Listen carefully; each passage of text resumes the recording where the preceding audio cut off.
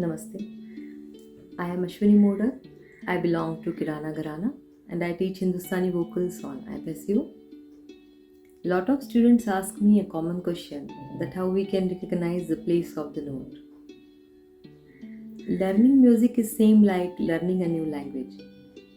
When you start learning a new language, you need to start with alphabets. Similarly, when you start learning music, you need to start with swaras. A common mistake I have noticed in a new learner that they cannot place the notes correctly according to the Tanpura scale. I make them understand how to listen Tanpura, how to place the note according to the scale. In the process of learning, when they again and again listen to the correct place of the note, they start recognizing it and they start singing correctly.